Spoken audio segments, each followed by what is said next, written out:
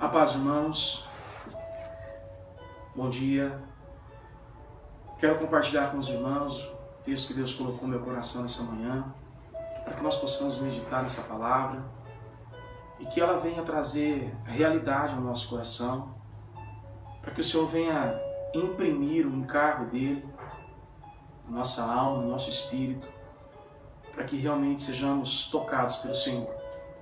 A palavra do Senhor que se encontra na carta que Paulo escreve aos Filipenses, capítulo de número 1, verso de número 20, diz assim: segundo a minha intensa expectação e esperança de que em nada serei confundido, antes, com toda a confiança, Cristo será engrandecido, tanto agora como sempre. Engrandecido no meu corpo, seja pela vida, seja pela morte. Bom, o contexto em que essa carta é escrita, nós sabemos que Paulo estava preso nas prisões de Roma. E ele não tinha certeza do que lhe sucederia. Independente da circunstância que Paulo estava vivendo, ele encontra no Espírito do Senhor condições para escrever essa carta intitulada pelos biblicistas como a Carta da Alegria. Podemos ver aqui uma ambição clara por parte de Paulo, uma ambição saudável, uma ambição genuína. Todo ser humano ambiciona por algumas coisas. Uns ambicionam em status, em riquezas, em poder, enfim. Todo ser humano tem uma ambição. O fato é que aquele que não nasceu de novo pelo poder do Espírito Santo, ele ambiciona coisas dessa vida, coisas dessa terra. Mas o próprio Paulo, que já tinha experimentado esse novo nascimento, ele escreve a carta aos Colossenses no capítulo 3 dizendo: ora pois, se já ressuscitastes com Cristo, não buscais mais coisas dessa terra, mas buscais as coisas do alto. Porque aquele que nasceu do céu, aquele que nasceu do Espírito, ele busca as coisas do Espírito. Então Paulo mostra aqui na sua vida, de forma real e prática, o fato de ele ter tido um novo nascimento. Paulo tem uma ambição, mas não uma ambição terrena. Paulo tem uma ambição celestial. A ambição de Paulo é o avanço do Evangelho de Jesus Cristo. Isso era o que Paulo desejava. Ele desejava anunciar o Evangelho. Quando ele escreve a Romanos, ele fala: eu não me envergonho do Evangelho, porque só ele é poder de Deus. Paulo deixa claro a sua ambição. Paulo deixa claro o desejo do teu coração. Mas, dentro desse aspecto de vida e morte, para ele isso era indiferente. A vida ou a morte. Por que era indiferente? Porque, para mim, disse ele, a esperança que o Espírito do Senhor põe no meu coração é o sustento que ele me dá em cumprimento da vontade do Senhor. Deus, ele tem os seus propósitos. Ele coloca os seus propósitos no coração de todos aqueles que foram regenerados, justificados, adotados. E o poder do Espírito Santo é o capacitador para que esse propósito que Deus põe no coração desses que nasceram de novo tenha a capacitação para cumprir esse propósito. Logo, em toda situação, Paulo tem uma esperança. As situações secundárias, aquilo que margeia a vida de Paulo, não muda a sua esperança. Ele tem uma esperança firme.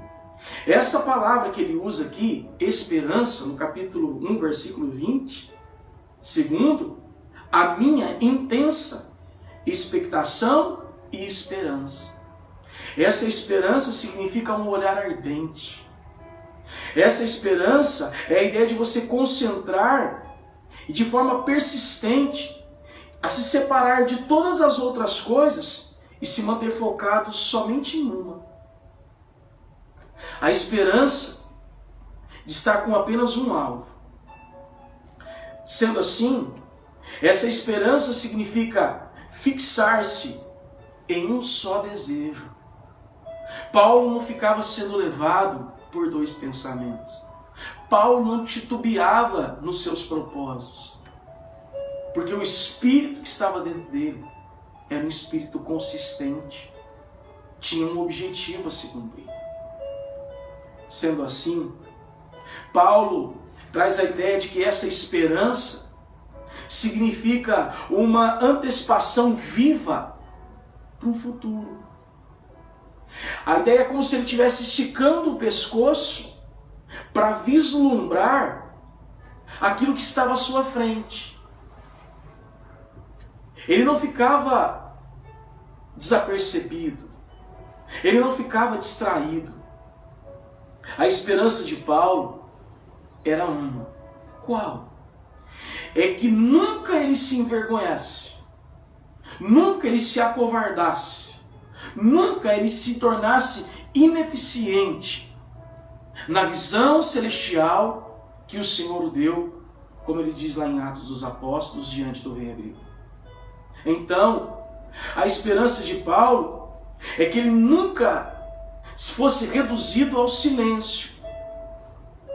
Ele acreditava que sua coragem não seria sucumbida pelos seus temores, pelas circunstâncias, pelo fato de que a vida que ele tinha dentro dele, ele estava sendo habitado pela vida não criada, pela vida eterna, na pessoa bendita do Espírito Santo de Deus.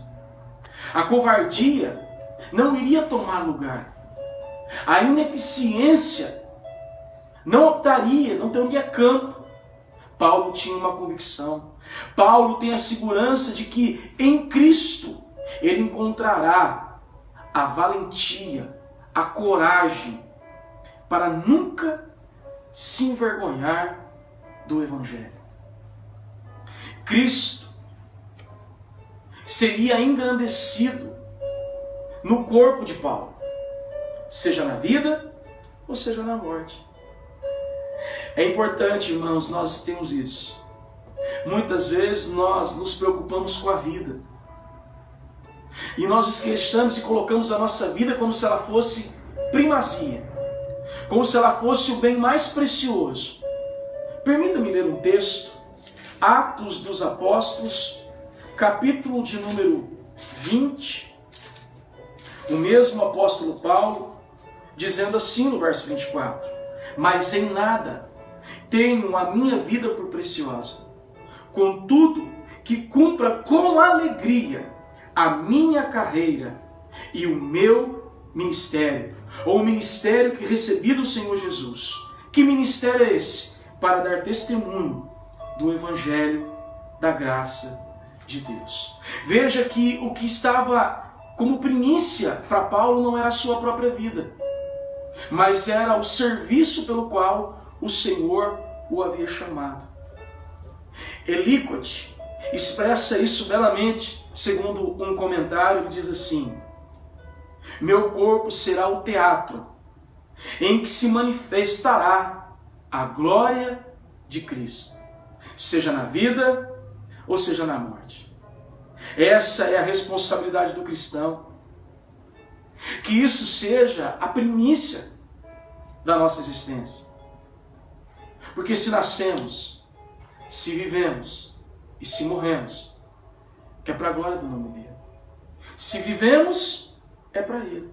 Se morremos, é para ele. O que importa é que nós não fujamos do chamado que o Senhor tem para nós. O importante é que o nome de Jesus Cristo seja engrandecido no nosso corpo, seja na vida ou seja na morte. Irmãos, uma coisa nós entendemos isso. Uma coisa nós estudarmos as Escrituras e isso ser claro para nós. Outra coisa é nós falarmos isso para as pessoas, como se fosse um discurso.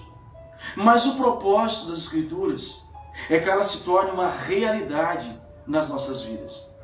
É por isso que o Senhor Jesus, lá no livro de João, diz: eu procuro verdadeiros adoradores que me adorem com sinceridade e com realidade, com vivência, com experiência pessoal.